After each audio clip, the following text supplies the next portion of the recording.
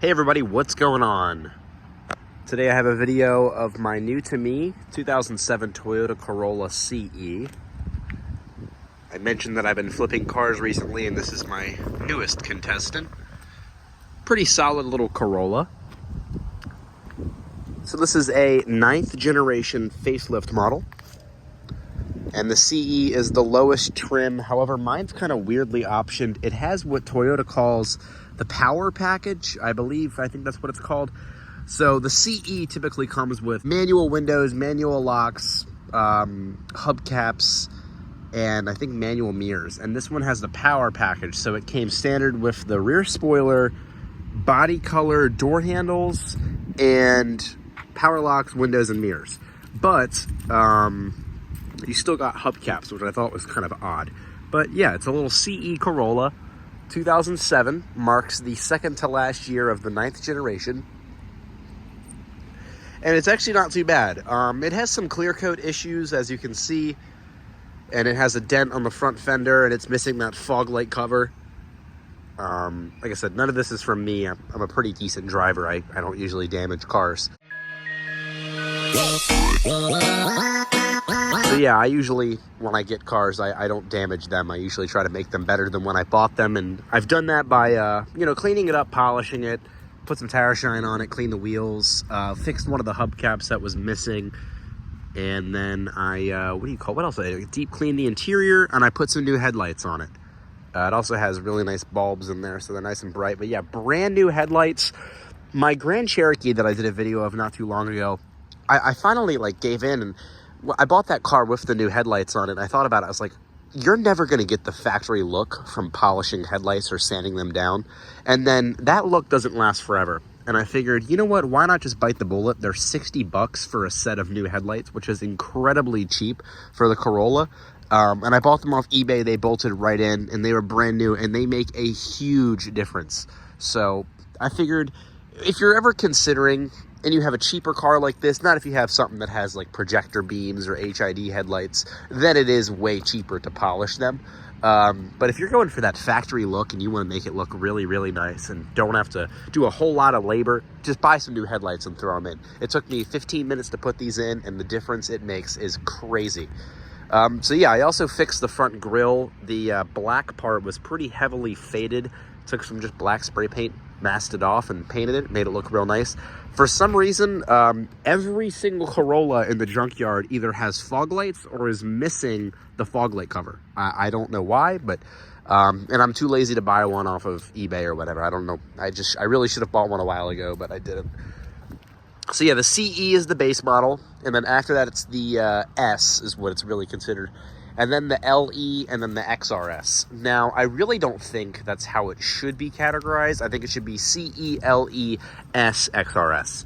But everybody says, nope, it's CE, and then it's S, and then it's LE, because the LE is the luxury edition. But the LE is still kind of crappy. I mean, you still get hubcaps, and it's not a very nice car. I think the S is way, way better. You get a body kit and stuff, and it actually looks pretty good. Now, I've never pictured myself owning a 9th gen Corolla. I'm more of a Camry person. I think a lot of you guys would get that. I really like Toyota Camrys, but I've never thought about owning a Corolla, and this popped up, and I got a killer deal on it, and it has really low mileage, or decently low mileage, and it gets 40 miles to a gallon, and it costs $35 to $38 to fill up. So it is a great commuter car. I've been daily driving this thing, and I love it. So yeah, we'll take a full look at it. Like I said, here's those new headlights. And then it has 15-inch steel wheels with a plastic alloy wheel cover. I say alloy just because they're alloy colored, and I think they're meant to mimic alloy wheels. But yeah, they're all broken somehow. That one's cracked, that one's cracked. But then the CE also gets this trim here along the side that's black, and then the CE with the power package gets the body colored door handles, I believe. The floor mat's a little dirty, but it has a gray cloth interior. The seats are in great condition, no rips, tears, or stains. And then as you can see, it's got the Toyota branded floor mats, 3-spoke steering wheel. And then this one is a 5-speed manual. And then, like I said, power locks, windows, and mirrors. pretty cool. The back seat. Back seat's incredibly clean. This thing looks fantastic on the inside. It's just the outside that has some issues. I mean, the paint is just a little rough.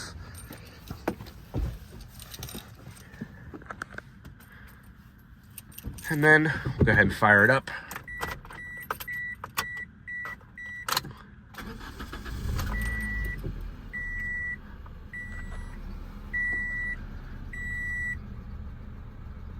No warning lights, and it just clicked over 118,000 miles.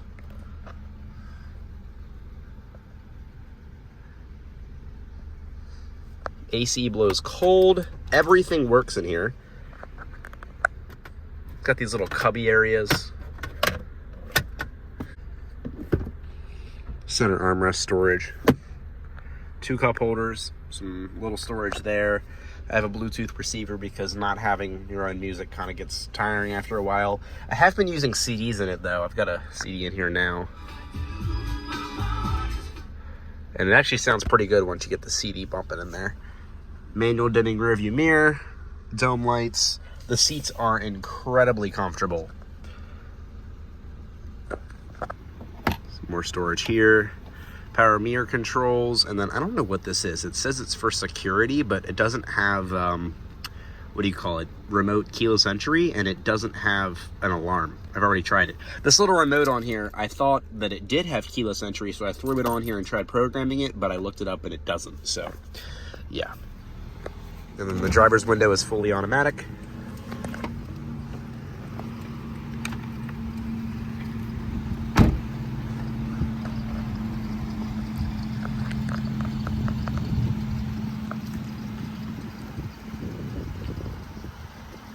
Headlights, it makes a huge difference, by the way, because I put nicer bulbs in there. They're not LED or anything. I despise LED headlights, but yeah, they're just a really nice halogen, and with those new headlights itself, it actually makes it so much easier to see. It makes a big difference, and it really just makes the car look so much better.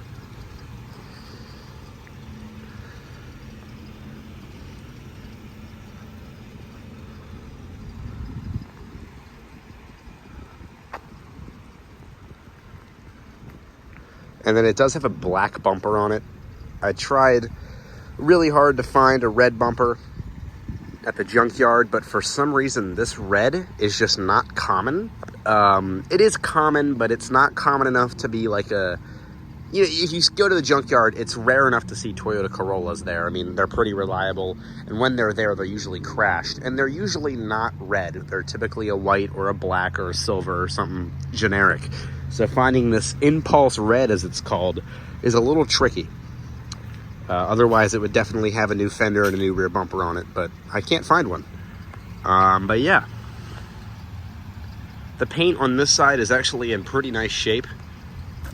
Shines up pretty nice and doesn't look half bad either, so not bad at all. And then you get your CE badging along the rear. You also have a rear spoiler along with that rear third brake light. And then no sunroof on the CE model. Gas flaps over there.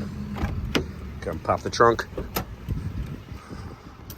Really like this rear spoiler. It actually makes a pretty good difference. I've always liked spoilers like that. Decent amount of storage back here. And then back here, underneath of our little area here, you have what I assume is our original spare tire. And then a clipboard, which I don't think is supposed to come with this car. And then your little jack.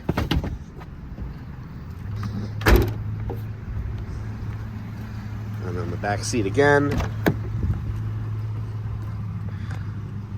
Not a whole lot of storage back here. In fact, I don't think there's any. But you do get 2 cup holders that pop out like that. And the seats are... God, I just can't get over how comfortable they are. I mean... It's so soft. I'm a sucker for leather interior, but the cloth in this car is just something else. And this side of the floor mat actually looks really nice. This one's not in bad shape. And then the same seats here. They're both manual seats, no power seats. I believe you have to move up to the LE or the S to get that. In fact, I don't even know if it is an option. But yeah, stepping inside the Corolla. on the passenger side area, the seats, they're just so comfortable. That is the one positive thing I have to say about the cloth seats in this car. Super comfortable. In the glove box here, we have all the original owner's literature, all the Toyota stuff. I looked for the window sticker and it doesn't have it. But that's not too much of a surprise, so. And then we'll see if it passes the visor test. I actually don't know. Ooh, it doesn't. But it does get a little mirror, and then I guess a little area here you can store papers and stuff. But no light. I don't know if this one has one either. Nope, no light. And then, yeah, that's honestly it. There's a clock here that works when it wants to. And the CD FM radio, and it's not terrible. It's not a changer, it's just a CD player. And then here we have our very, very generic HVAC controls, different zones. We'll actually take that off of defrost because I don't need it on defrost. Max AC, recycling, defrost, and then you have your, different temperatures. Also some air vents up here. It has dual front airbags. It does not have side airbags in the CE model. You had to move up to the option package to get that. So get hit in the side in this car, and they'll be picking out parts of your skull in the next county. But I mean, just don't get T-boned, you'll be fine. I believe the LE and the S came standard with side airbags. I actually found some really cool limited edition leather seats. I would imagine they're pretty rare. I've never seen a Corolla of this gen with leather, except the ones that were aftermarket. And it had, I think they were factory, and it said limited edition. They were a gray and black design, and they were like $130, and I considered buying them. But they're just 2.5 hours away, and I was like, you know what? I don't know if it's worth it. These cloth seats are pretty comfy, and I'd rather just keep the original look. So yeah, we'll go and pop the hood.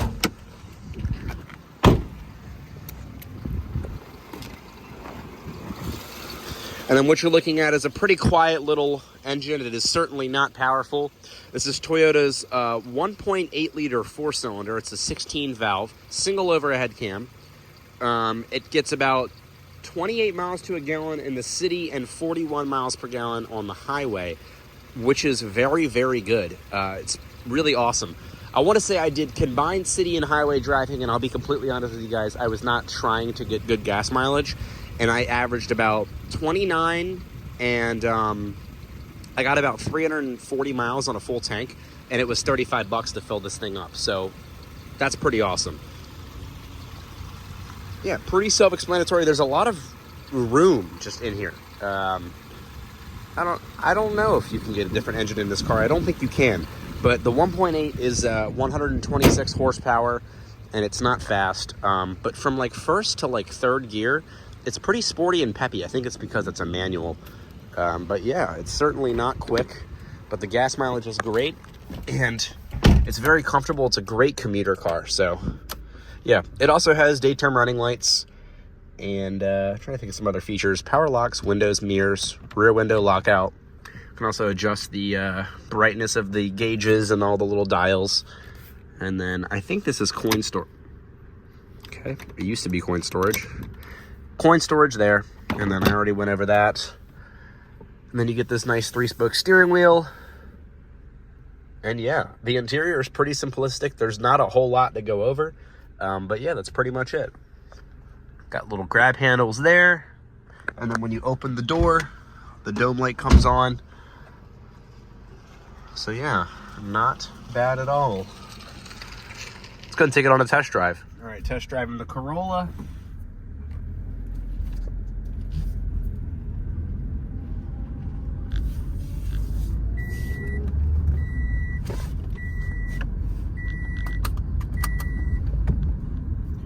So yeah, a lot of people ask, Honda Accord guy, can you drive a manual transmission? And yes, I've owned 3 manual cars, and I can in fact drive a manual transmission.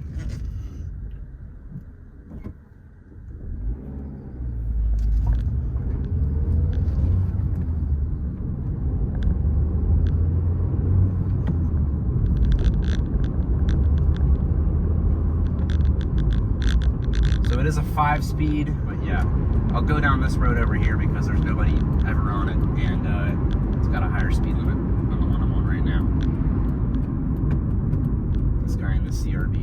not happy with me turning.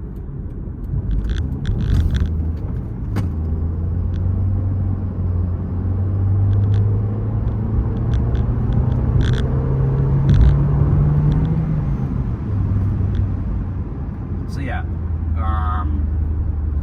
it's fun to drive because it's manual, and it's just kind of, I don't want to say sporty because it's not sporty, but it's just like peppy and fun. A lot of manual cars, they just kind of suck the fun out of it. And then people were like, well, it is still manual. Like this car, it just feels like a little go-kart. I don't know what it is. It doesn't have traction control. It doesn't have, I don't think it has ABS. It's literally like just a little go-kart. It's so lightweight, and it's just, it doesn't feel real. So it actually, it is fun to drive in that sense. And it's really easy to drive and park. I mean, it's so easy to drive. I've never seen a car like this that I've ever felt has been easier to drive. Toyotas have always been that way. Even if you get in like a 4Runner or like a Sequoia, they're like, even though they're bigger, they're still easy to drive. You know where everything is, everything's self-explanatory, and you don't have to be like, how do I turn the air conditioning on? And in this car, you just, that's it. It's so simple. Everything in this car is simple, and it just, the steering is exactly how you'd expect it to be. The braking, the clutch, everything just feels like it's so Toyota. This car is what I think of when I think of Toyota, a little Corolla. And it drives just like Toyota. I don't know how to describe that. Go with that information as you wish, but this car is Toyota. That is how I describe this car. Oh man, how's that Corolla you got? Toyota. What? It's just Toyota. That's all it is. It's Toyota. Okay, that's all it is. That's the only way I can possibly describe it. This car is Toyota in all of its definition.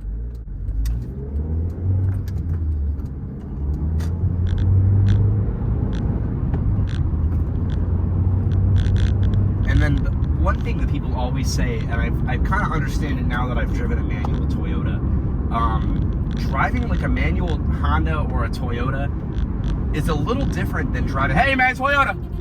Sorry, it was another Corolla. Driving like a manual Toyota or like a Honda, it's so much different than driving like a manual like Audi or a BMW. I don't know why. I just feel like the feel of the transmission, even though it's still a manual, is a little different in like a more generic car. I've never understood that, but like, I don't know why. It's just a little easier to drive, and this thing is great. I love driving it. And if I had the option to keep it, I probably would keep it. I'd use it as a commuter car. The 40 miles per gallon is great, and it has a 13-gallon fuel tank, so depending on how much gas is in your area, it ranges between 33 and like $40 for a fill up, and it will get you 350 miles or so, give or take. But yeah, that's kind of going to conclude our test drive of the Corolla. It's nothing too special, but I will tell you, this is a great little car, and if I had the opportunity to keep it, I probably would. But I'm going to sell it and surprise you guys with what I'm getting next. So yeah.